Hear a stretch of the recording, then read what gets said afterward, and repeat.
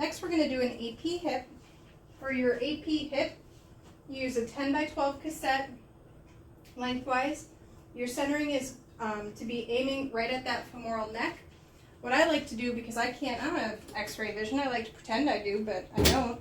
So what I like to do typically is I start bringing that patient towards me a little bit, and I usually just have them bend a little bit, and where this crease is from where her pelvis and her femur come together, that's typically or approximately where that femoral neck is going to be. So I just align my tube right within that area. You should have your ASIS within that image. That's where the top of this hip should be. I'm going to put my marker right on my image receptor. I like to put it at the bottom because up top I have my femoral head and the greater trochanter that's going to be coming out. I have less likelihood of overlapping it if I go with the bottom portion of the cassette. Shut that right in my bucket. And then same as the femur, you need the foot here to have that 10 to 15 degree internal rotation to get that lesser trochanter behind and overlapping the femur. So your greater trochanter will come into profile on this image, and the lesser will be hidden by the rest of the femur. Okay? So that would be your AP hip. Moving directly into your modified cleaves, your oblique, AP oblique projection, I'm going to steal the 45 degree sponge.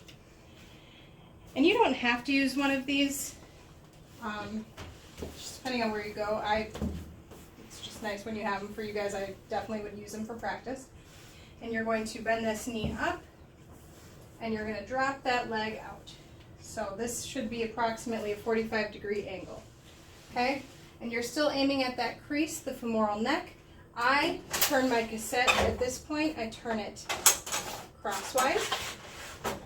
And so just so you can imagine this, what is really happening here is you're going to have the head of the femur here, and then it's going to come down at an angle.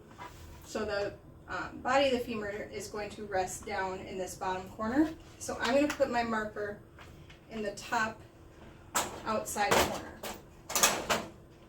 And shut that bucky. Again, just looking for where the hip, pelvis, and the femur meet, right in that crease.